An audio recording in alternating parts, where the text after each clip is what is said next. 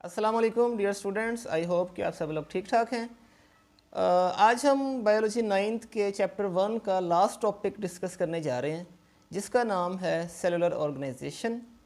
इसके साथ ही हमारा जो चैप्टर जब मुकम्मल हो जाएगा तो हम फिर इसके जो इम्पोर्टेंट क्वेश्चंस हैं वो डिस्कस करेंगे। इसके अंदर जो एक्स्ट्रा इंफॉर्मेशन दी गई होती है ब्लू बॉक्सेस के अंदर, उनको हम डिस्कस करेंगे और फिर नेक्स्ट चैप्टर की तरफ चले जाएंगे। लेक्चर स्टार्ट करने से पहले मैं आपसे दोबारा ये गुजारिश करने लगा हूँ कि आप इस चैनल को ज़्यादा से ज़्यादा स्टूडेंट्स तक पहुँचाएँ, लेक्चर्स को शेयर कर दें आगे, ताकि जो स्टूडेंट्स जिनको इस चैनल का नहीं पता उनका भी फ़ायदा हो सके। Thank you. चलें अब हम लेक्चर स्टार्ट करते हैं।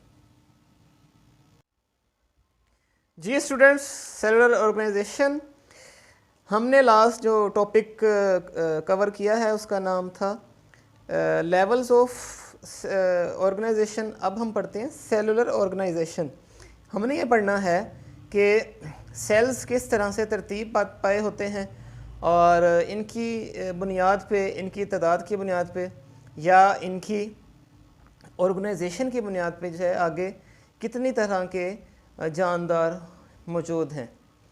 तो अगर हम देखें तो बुनियादी तौर पे 3 तरह की ऑर्गेनाइजेशंस पाई जाती हैं। नंबर 1 है unicellular organisation, number 2 colonial organisation और नंबर 3 मल्टी सेलुलर ऑर्गेनाइजेशन, जिसकी आगे हम 2 एग्जांपल्स आज देखेंगे, सरसों के पौधे की और मेंढक की। ये पौधों की मिसाल होगा और ये जानवरों की नुमाइंदगी करेगा।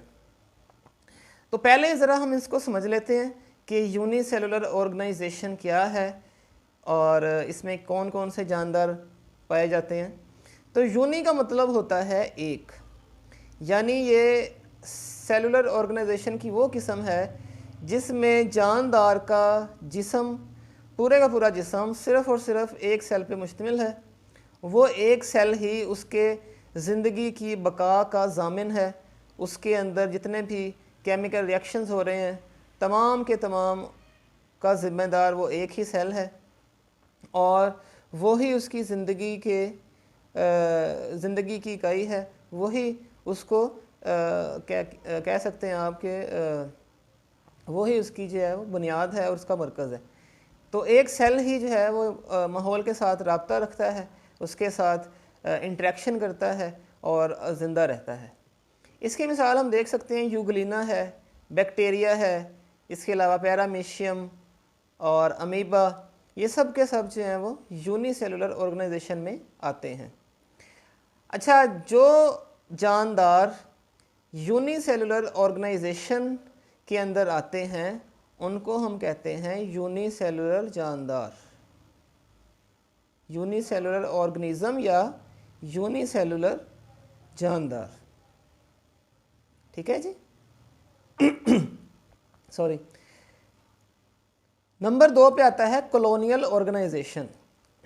अब कॉलोनी या कॉलोनी जिसे कहते हैं सॉरी, ये लफ्ज़ आपने पहले सुना होगा। इसका मतलब ये होता है कि बहुत सारे लोग इकट्ठे एक किसी इलाके में रहते हैं, किसी जगह पे रहते हैं, तो वो एक कॉलोनी बन जाता है। मसलन कोई जगह है जहाँ पे 100 घर हैं लोगों के, तो वो हम कह सकते हैं कि ये एक कॉलोनी है। तो कॉलोनी यानी कि जहाँ पे बहुत सारे लोग इकट्ठे रहते हैं।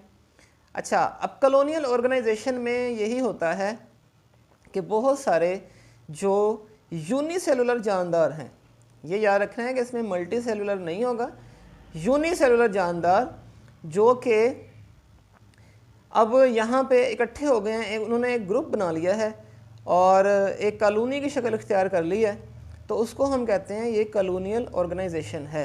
मगर वहाँ पे हर जानदार जो होगा, उस कॉलोनी का हर जानदार वो अपने अपने काम काज, अपनी अपनी ज़िंदगी गुजारने का ख़ुद ज़िम्मेदार है और एक दूसरे पे वो इन्हसार नहीं करेंगे, ना तो खुराक के लिए ना ही बाकी ज़रूरियात के लिए।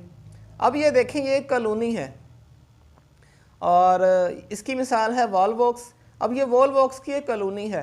अब ये भी एक यूनिसेलुलर वॉल बॉक्स है, ये भी एक यूनिसेलुलर वॉल बॉक्स है, ये सारे के सारे यूनिसेलुलर वॉल बॉक्स हैं और ये एक पूरी कॉलोनी बन गई है जिसको हम कहते हैं कॉलोनियल ऑर्गेनाइजेशन। मगर इसमें जितने भी ये सेल्स आपको नज़र आ रहे हैं ये इन्होंने एक दूसरे के साथ मुख्तलिफ़ कामों की तकसीम नहीं की होती। हर सेल अपनी ज़िंदगी गुजारने का, अपनी ज़रूरियात का ख़ुद ज़िम्मेदार है, एक दूसरे पे ये इन्हसार नहीं करते।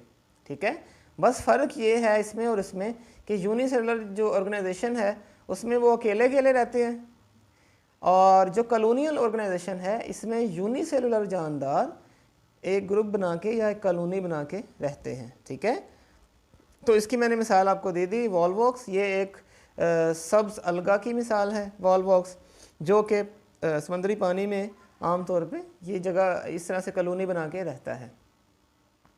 और जो कॉलोनियल ऑर्गेनाइजेशन के जो जानदार होंगे उनको हम कहेंगे कॉलोनियल जानदार। ठीक है, अब तीसरे नंबर पे हम आते हैं मल्टी सेलुलर ऑर्गेनाइजेशन। मल्टी का मतलब होता है ज़्यादा, यानी कि ये ऐसी ऑर्गेनाइजेशन है जिसमें बहुत सारे सेल्स, लातादाद सेल्स जो है वो इकट्ठे रहते हैं और एक दूसरे के साथ इनका रब्ता भी होता है, इंटरेक्शन भी होता है और एक दूसरे के साथ ये लेन देन भी करते हैं। ठीक है, कॉलोनियल ऑर्गेनाइजेशन की तरह नहीं होता कि ये अपने आप पे सिर्फ इन्हिसार करेंगे, नहीं, ये एक दूसरे के साथ ताल्लुकात रखते हैं। ठीक है, तो इनमें जो मिसालें हैं वो पौधा है, जानवर है।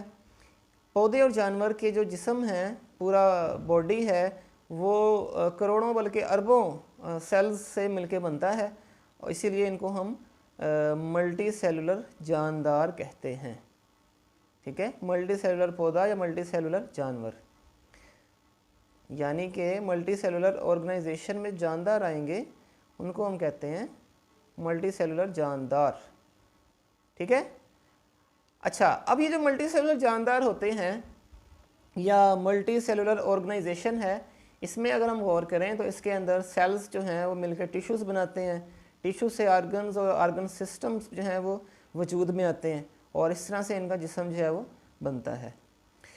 अब हम मल्टी सेलुलर जानदारों की दो मिसालें लेंगे जो आपके सिलेबस के अंदर मौजूद हैं और इनसे मुताल्लिक ही प्रैक्टिकल भी मौजूद है।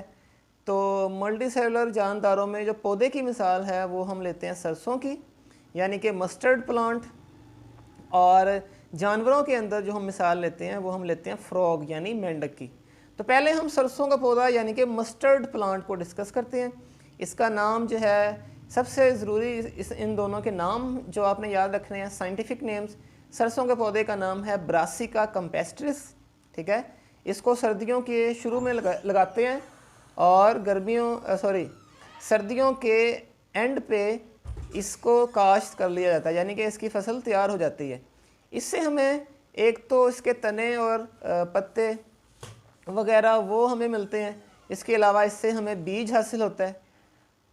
ये जो इसके तने और पत्ते हैं इसको हम इस्तेमाल करते हैं बतौर सब्ज़ी के। सब्ज़ी जो है उसके तौर पे भी इस्तेमाल करते हैं, उसके अलावा हम इसको चारे के तौर पे भी इस्तेमाल कर सकते हैं, जानवरों को खिला सकते हैं। अच्छा, अब इसका जो बीज होता है इसके बीज से हम तेल निकालते हैं जिसको सरसों का तेल कहा जाता है, मस्टर्ड ऑयल, और ये फिर इस्तेमाल किया जाता है कुकिंग के अंदर या मसाज वगैरह के लिए इस्तेमाल करते हैं। अच्छा, अब यहाँ पे हमें दो चीज़ों का पता होना चाहिए। सरसों के पौधे या किसी भी पौधे के अंदर दो तरह के आम तौर पे ऑर्गन्स होते हैं, एक वेजिटेटिव ऑर्गन्स और दूसरे रिप्रोडक्टिव ऑर्गन्स। वेजिटेटिव और रिप्रोडक्टिव। वेजिटेटिव ऑर्गन्स वो होते हैं जो कि जिनसी तौलीद में हिस्सा नहीं लेते या अगली नस्ल को या बीज को पैदा करने में हिस्सा नहीं लेते। मसलन तना है, जड़ है, पत्ते हैं और शाखें हैं। ये जो चीज़ें हैं ये वेजिटेटिव ऑर्गन्स हैं पौधे के, क्योंकि ये अगली नस्ल बनाने में या जिनसी तौलीद में हिस्सा नहीं लेते। उसके बाद आते हैं रिप्रोडक्टिव ऑर्गन्स। ये पौधे के वो ऑर्गन्स हैं जो कि अकली नस्ल बनाने में या जिनसी तौलीद में हिस्सा लेते हैं, यानी ये पौधे का जो है वो तौलीदी हिस्सा है। और इसकी मिसाल जो है वो फूल है। फूल जो है वो पौधे का आम तौर पे ये एक इसका रिप्रोडक्टिव पार्ट कहलाता है। ठीक है, अब हम चलते हैं मेंढक की तरफ। मेंढक के अंदर आपने इसका साइंटिफिक नेम याद रखना है, राना टिग्राइना है। और मेंढक का जिस्म, इसमें आर्गन्स होते हैं, आर्गन सिस्टम्स हैं, सेल्स जो हैं वो कंपाइल होते हैं, टिश्यूज़ बन जाते हैं, ऑर्गन्स हैं, ऑर्गन सिस्टम्स हैं। और इसके अलावा मेंढक का जो डिफरेंट ऑर्गन्स हैं वो आपके इस प्रैक्टिकल में भी इंक्लूडेड हैं। तो ये आज का लेक्चर है और इसके साथ ही हमारा चैप्टर नंबर 1 जो है वो ख़त्म होता है। इससे पूरे चैप्टर से मुतालिक कोई भी सवाल है तो वो आप कमेंट सेक्शन में पूछें, अपनी फ़ीडबैक ज़रूर दें। और नेक्स्ट टाइम इंशाल्लाह हम इसमें जो भी आपके सवालात होंगे उनको कवर करेंगे। चलें, ठीक है, अल्लाह हाफ़िज़।